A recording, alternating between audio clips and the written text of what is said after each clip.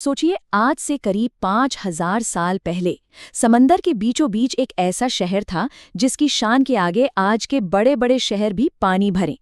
लेकिन फिर अचानक कुछ ऐसा हुआ कि वो सोने और हीरो से जगमगाता शहर समंदर की गहराइयों में खो गया। तो चलिए आज इसी रहस्य की तह तक चलते हैं, एक ऐसी कहानी में जहां इतिहास, कथा और विज्ञान सब एक हो जाते हैं। तो कहानी शुरू होती है साल 1983 से। जगह है अरब सागर, गुजरात का तट। यहाँ आर्कियोलॉजिस्ट्स की एक टीम समंदर में एक मिशन पर जाने के लिए तैयार थी, पर उन्हें इस बात का जरा भी अंदाजा नहीं था कि वो जो खोजने जा रहे हैं वो हमारे इतिहास को देखने का नजरिया हमेशा हमेशा के लिए बदलने वाला है। और जैसे ही वो समंदर की गहराइयों में उतरे, उन्हें रेत और चट्टानों के बीच कुछ ऐसा दिखा जो बिल्कुल भी नेचुरल नहीं लग रहा था। बड़ी बड़ी दीवारें, शानदार बनावट, ऐसा लग रहा था मानो पानी के नीचे एक पूरा का पूरा शहर बसा हो। अब उनके दिमाग में बस एक ही सवाल घूम रहा था, क्या सच में समंदर की गहराइयों में एक पूरा शहर दफन हो सकता है? इस एक सवाल का जवाब हमें हजारों साल पीछे ले जाता है, हमारी पौराणिक कथाओं में। उस कहानी में जहां भगवान कृष्ण ने एक ऐसे शहर को बसाया था जिसकी कोई मिसाल नहीं थी। जी हाँ, हम बात कर रहे हैं कृष्ण के उस सुनहरे शहर द्वारका की। तो देखिए पुराणों में क्या लिखा है। कहते हैं कि भगवान कृष्ण ने अपनी प्रजा को बसाने के लिए खुद समुद्र देव से जमीन मांगी थी, और समुद्र देव ने उन्हें 12 योजन मतलब आज के हिसाब से करीब 150 किलोमीटर से भी ज्यादा जमीन दी। इस जमीन पर देवताओं के आर्किटेक्ट विश्वकर्मा ने एक ऐसी नगरी बनाई जो किसी स्वर्ग से कम नहीं थी। सोचिए जरा, सोने और चांदी के 9 लाख से ज्यादा महल, एक मॉडर्न पोर्ट और वेल प्लान्ड मार्केट्स। उस जमाने में ये किसी चमत्कार जैसा ही था। लेकिन कहते हैं ना, हर चमकती चीज का अंत भी होता है। द्वारका की ये सुनहरी कहानी आगे चलकर एक ऐसे श्राप की परछाई में घिरने वाली थी जिसके बारे में किसी ने सोचा तक नहीं था। तो इस विनाश की शुरुआत हुई 2 श्रापों से। पहला श्राप महाभारत युद्ध के ठीक बाद मिला, जब गांधारी ने गुस्से में आकर कृष्ण के पूरे यदुवंश के खत्म हो जाने का श्राप दे दिया। और दूसरा श्राप ऋषियों ने कृष्ण के बेटे सांब को दिया कि वो एक ऐसे लोहे के मूसल को जन्म देगा जो पूरे वंश का खात्मा कर देगा। और हुआ भी वही। समय बीता, यादव अहंकारी हो गए और एक दिन नशे की हालत में उन्होंने एक दूसरे को ही मार डाला। और जैसे ही भगवान कृष्ण ने अपना देह त्यागा, उनकी वो खूबसूरत द्वारका नगरी पूरी की पूरी समुद्र में समा गई। अब सदियों तक द्वारका की कहानी सिर्फ किताबों और कथाओं में ही जिंदा रही। लोग इसे बस एक मिथ मानते थे।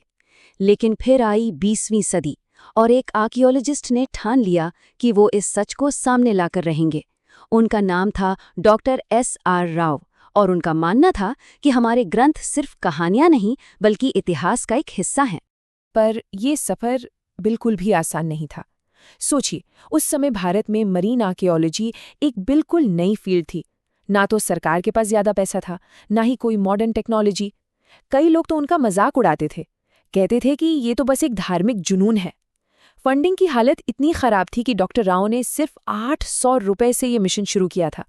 लेकिन उन्होंने हार नहीं मानी। और आखिरकार डॉक्टर राव और उनकी टीम की जिद और मेहनत रंग लाई।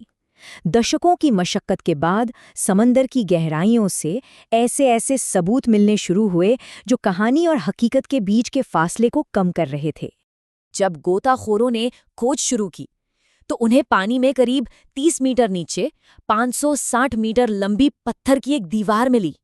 इतना ही नहीं, 30 से ज्यादा बड़े बड़े पत्थर के खंभे भी मिले जो शायद किसी बहुत बड़ी बिल्डिंग का हिस्सा रहे होंगे।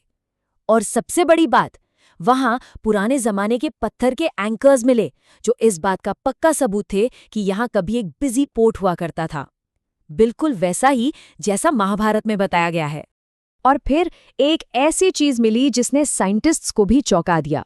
कार्बन डेटिंग से पता चला कि वहां से मिला एक बर्तन पूरे 9000 साल पुराना था। 9000 साल, ये तो हड़प्पा सभ्यता से भी हजारों साल पहले की बात है। इस एक खोज ने भारत के इतिहास को हमारी सोच से भी कहीं ज्यादा पुराना और गहरा साबित कर दिया। तो अब सबसे बड़ा सवाल ये उठता है कि आखिर इतनी बड़ी और एडवांस नगरी डूबी कैसे? इसके जवाब में 2 थियोरीज सामने आती हैं। एक तरफ हैं पौराणिक कथाएं जो गांधारी और ऋषियों के श्राप को वजह बताती हैं, और दूसरी तरफ है साइंस जो एक अलग ही कहानी बयां करता है।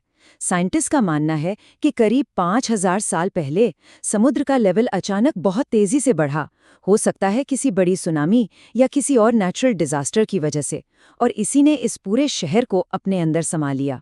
और सबसे दिलचस्प बात पता है क्या है? ये दोनों बातें एक दूसरे को काटती नहीं है, बल्कि एक दूसरे को सपोर्ट करती हैं। ऐसा लगता है कि साइंस ने उस हकीकत को खोज निकाला है जिसे हजारों साल पहले कथाओं में एक डिवाइन घटना का रूप दे दिया गया था। मतलब एक असली एडवांस्ड शहर था जो एक भयानक प्राकृतिक आपदा में खत्म हो गया, और हमारे महाकाव्यों ने उस घटना को एक श्राप की कहानी के जरिए दर्ज कर लिया। तो दशकों की इस खोज के बाद अब हम ये कह सकते हैं कि द्वारका कोई कोरी कल्पना नहीं थी। ये एक असली, एडवांस्ड और वेल सेटल्ड सिविलाइजेशन थी जो एक दिन समंदर में समा गई। ये वाकई में आस्था और विज्ञान का एक कमाल का संगम है, जहां दोनों मिलकर एक ही सच्चाई की तरफ इशारा कर रहे हैं।